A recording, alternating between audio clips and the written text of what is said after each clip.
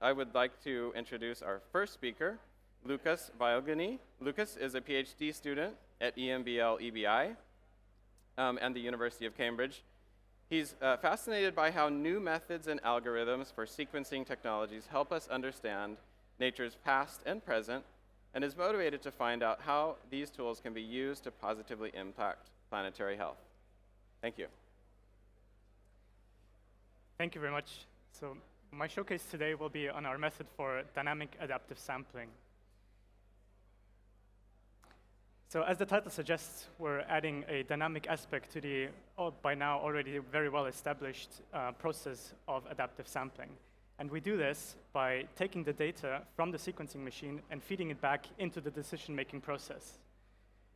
And more specifically, we do this with a model that keeps track of the already observed data, and then from that derives scores about the uncertainty that we have at each individual site of a genome.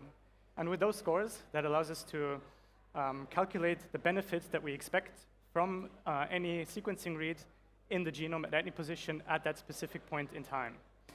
And with this, what that allows us to do is to use adaptive sampling to fill in the gaps or specifically target variants that we would like to sequence further. And we apply this technology to a mixture of microbial species that are logarithmically distributed in their abundance. And what we observed in these experiments is that the proportion of fragments that we sequence from the different species changes over time according to our expectations from these abundances. So we start progressively rejecting reads from the more abundant species and then focus instead on the less abundant ones. And we quantify this, for example, by measuring the mean coverage across the genome. And here we can see that we trade off basically the coverage from the more abundant species to get more data from the less abundant ones. Or we can also measure this by the coverage evenness, so by how homogeneous the coverage is distributed across these genomes. And then in the next step, we want to go even further, and we want to introduce adaptive sampling without the need of specifying an input reference genome. And we do this by incorporating a model not for a single reference genome, but actually for a collection of sequences. And then at the same time, combine this with an assembly-like process where we find basically the overlaps between the sequencing reads and grow contiguous sequences while we perform the sequencing, and then apply a method to redistribute the sequencing based on these contiguous sequences. And then again, we apply this to the same experiment, or to the same sample, and we see the same thing happening where we progressively start to reject reads from the more abundant species and then instead sample from the less abundant ones. And on the bottom here, you can see that the most abundant species is depleted, that's the one on the bottom, and then the rest of the species are enriched by up to twofold in our preliminary experiments. And then when we construct MAGs out of these species, at the end of our experiment, we can see that not only do we capture more of the genomes in our MAGs, so that's the plots on the left-hand side, but also that these MAGs are more contiguous in the genomes that we assemble, which is shown here as the area under the NX curve. That's it from my side. Thanks so much for your attention during the lunch break, and thanks to our collaborators. Thank you very much, Lucas. I'd like to welcome our second speaker for the session, Romain Boideau. Romain is a molecular biologist at Centre Georges-François Leclerc in France, and he's been there for 12 years. He's in charge of the molecular biology unit dedicated to routine molecular diagnosis related to solid cancer. He's also responsible for a next-generation sequencing service platform. Thank you. Thank you. So I want to thank the organizer to give me this short opportunity to present the potential use of nanopore sequencing for routine molecular diagnosis of germline cancer predisposition. The current analysis uses only coding regions, single nucleotide variation on large-scale rearrangement on 2 to 3 dozens of genes. And by analyzing these genes, we are able to detect alteration only in 20% of samples. So more than 80% of samples do not have any alteration detected. So we have two different solutions to give an answer to more than 80% of patients. The first one is we can analyze other genes, either by exome sequencing or whole genome sequencing, but both technologies are not yet applicable in clinics. We have also the opportunity to detect non-coding region of already known genes, and for that we can use Oxford Nanopore technology to detect DNA methylation, DNA modification, and the complete gene sequence from promoter to 3' UTR. And this technology is quickly applicable in clinics. So the objective of our project is to demonstrate the ability to detect clinically actionable variants from adaptive sampling for inherited cancer. And for that, we set up different steps, from DNA extraction to DNA input to engage for library preparation, the sequencing protocol to improve sequencing yield, and especially by adding a wash and reload step. We developed the bait file for adaptive sampling and fired bioinformatics pipeline.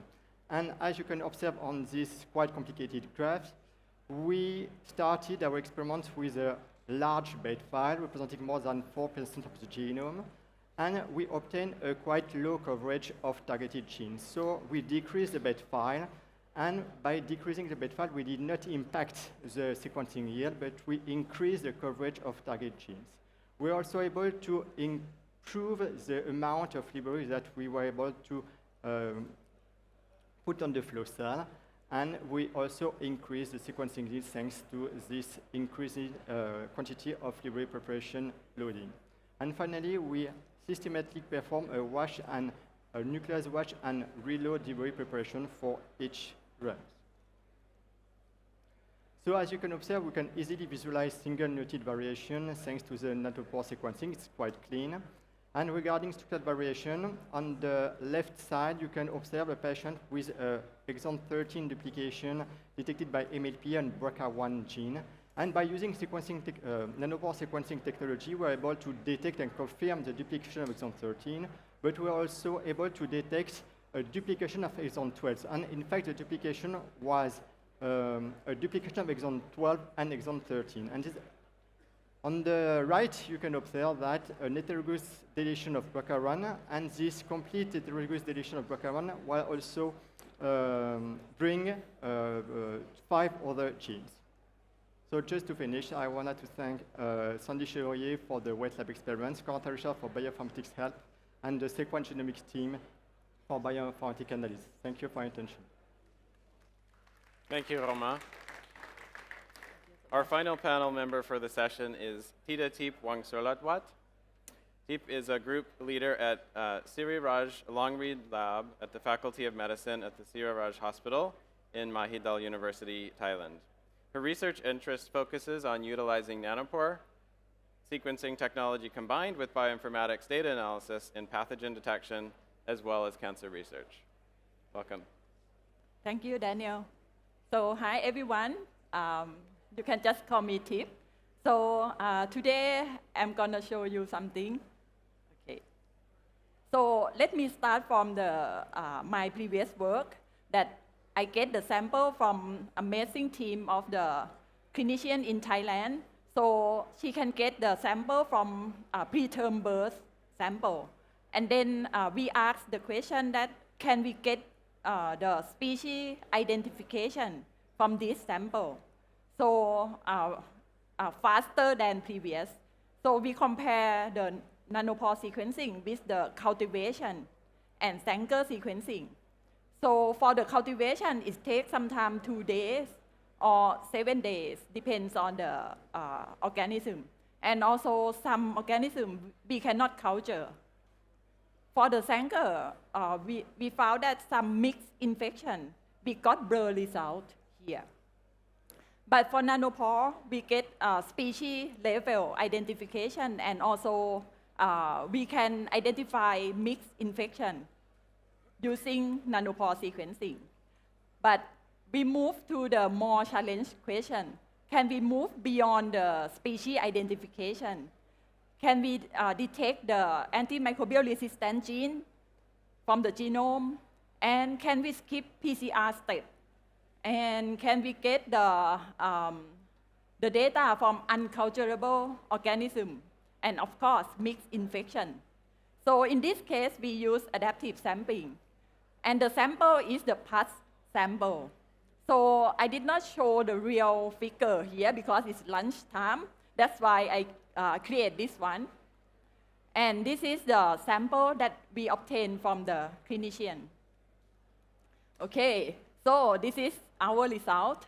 Actually, we used the latest version of the flow cell R10.4.1 and LSK 114. So we use GridION in this case, and you can see the result here. So the x-axis is the hour, and the y-axis level the depth coverage. So when we use adaptive sampling in blue color, after 2 hours, we get the 20x genome coverage. But for the without adaptive sampling, it takes about 9 hours to get the genome of the bacteria. And we got whole genome of the Prevotella brevia, which is very hard to culture in this case. And also, more than that, we get the ampicillin-resistant gene. So, and then I call clinician that what she treat patient, and she said that she treat with the ampicillin, and it's not respond well. So we will continue working on this and get more sample and see what happened. Thank you so much. Thank you very much. So in a second, we'll take some questions from the audience. But I first wanted to kind of zoom out a little bit, and this session is about targeted sequencing. Can you talk about what motivated each of you to go down the targeted route? Is the primary driver that it's more cost effective, that you get an answer quicker, or are there some other factors that are more important? Maybe I can start it off. For me, it's mostly the curiosity about the technology. So it's very fascinating for me to just see how far we can push it and what we can do. And ONT gives us these possibilities by having the APIs open source and allowing us to basically play with the technology and see what we can do with it. So that's why I gravitated towards this. The ability to do new things. Amazing. So in routine diagnosis, we are used to analyze a panel of genes. So it's quite difficult to perform whole genome sequencing because you will detect variation, but you won't be able to know whether these variations are causal or not. If you analyze a smaller panel, the answer will be more easy to do. It's just to do. So for me, because the clinician asks more questions, not just the species identification. If we use adaptive sampling, we can get more information. Wonderful, thank you. Do we have a question from the audience? Please stand up. Okay, we've got one back here, and there will be a microphone for you. Fantastic. Hi, thanks to all the speakers, one of whom I know very well. Given the location where we are today, I'd like to ask, what's the limit from the technology that stops you doing even better than what you're doing now? And what would you like to ask Oxford Nanopore to focus on next so that what you're doing works even better? So for the moment, the limit of the technology is regarding the homopolymer region. There are some sequencing artifacts in the homopolymer region.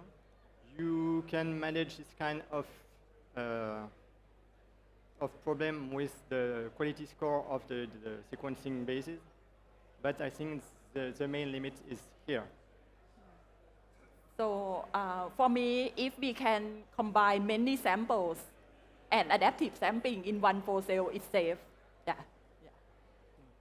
And for me, I think there's still this open question about how much enrichment we can get, and there's so many factors that play into this. And so I think what would be really interesting for me is having a very, very precise control over, for example, things like fragment lengths, and being able to basically iterate experiments and isolate these factors, and then see how that affects the performance. Great. So you've given us some homework to do. Is there another question from the audience? We have one here in the front. I wanted to ask about the balanced adaptive sampling enrichment. I mean, are you using your own technology or bioinformatic tools to do this?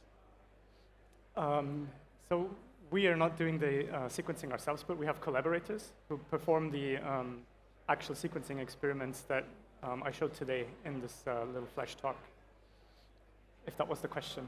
The actual question was how are you balancing the different, is it in one run? It's in one run, and you're balancing the different taxa. Yes, Yes. exactly. But how are you doing? What bioinformatic tools are you using to do that? For the different taxa, Yeah. we don't currently do any kind of identification of the taxa, but we just base it on the data that we have observed. So we just take the reads and we fuse them together in an assembly-like process, right?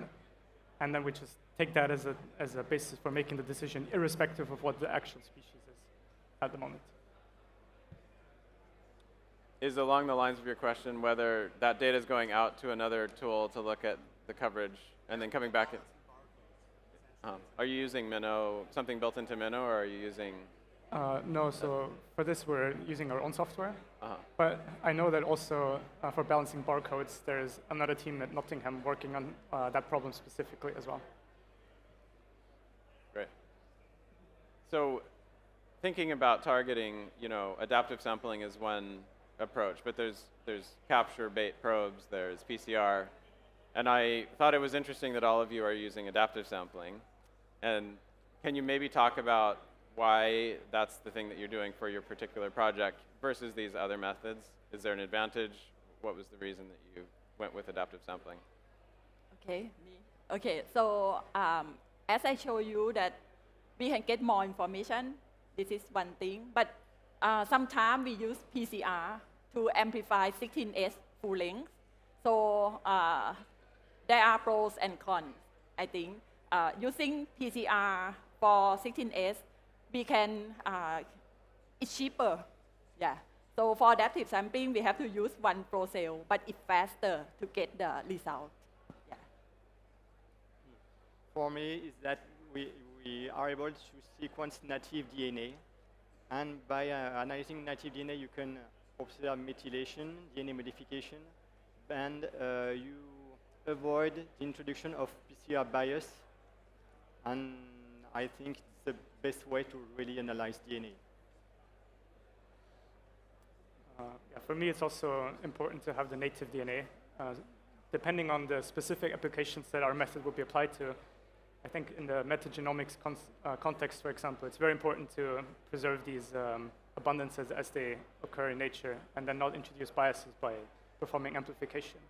And the same goes for applications when we think about sequencing structural variants, things like that. Then I think the actual coverage depth information that we get from raw reads is really critical.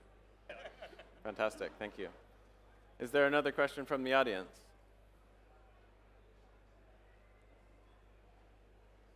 Hello, my name is Beren from the University of Murcia. I would like to talk about the adaptive sampling for the RNA.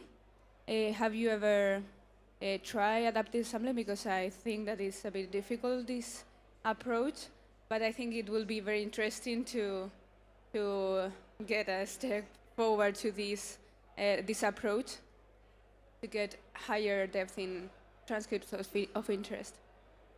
Thank you. Never try on RNA. I never tried adaptive sampling on RNA. I also haven't tried it, but I would be very curious. And specifically coming back to a point I mentioned before, is the difference that you get in read lengths between RNA and DNA. And then there's again the question of how much enrichment you can actually get with the shorter reads that you usually observe with RNA. But I would be interested to see how it actually works. Just to add to that, I think there are some folks in the audience, or certainly in the building today, who have tried direct RNA. So there's some early experiments with that, and I can connect you to have some conversations. And also, Han Li Ji's talk this morning was on single-cell RNA with adaptive sampling, although they're sequencing the cDNA from Tenax Genomics, so that may be of interest as well. Can you guys talk a little bit about looking a year or two into the future for your applications? What do you envision kind of that growing into or becoming for your projects?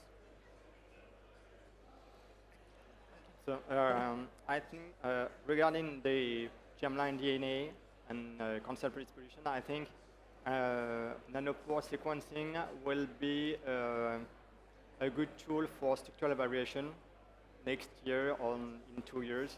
And I think in 5 years, it will begin, will be the, I think, a reference technology to detect germline iteration. Fantastic. Maybe one of the more immediate things that I think we're going to see is adaptive sampling on the Promethean, and then adapting our methods to that kind of data volume will be challenging, but also quite interesting, and I'm looking forward to seeing what we can do with that as well. But our software needs quite a lot of optimization to be able to handle that.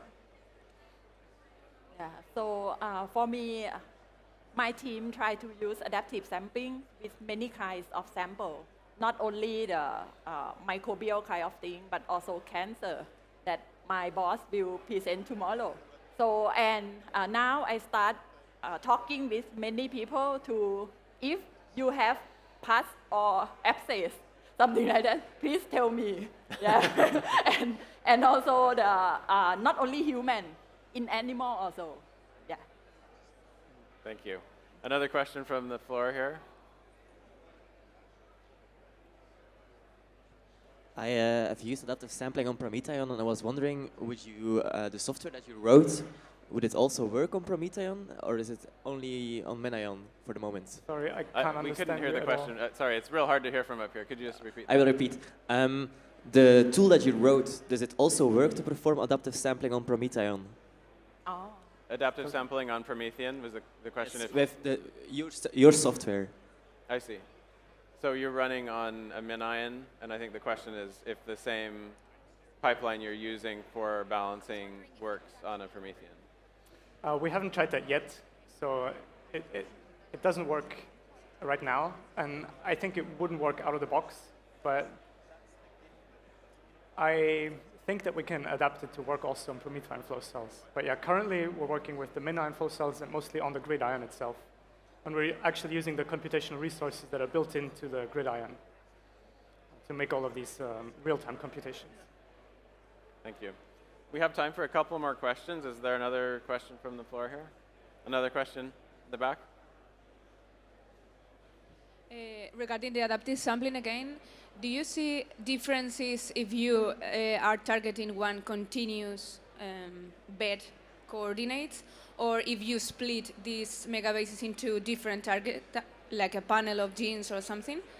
The yield of enrichment, is it the same, or is it loose? I mean, is it not better if you do it in a panel rather than in a continuous coordinates?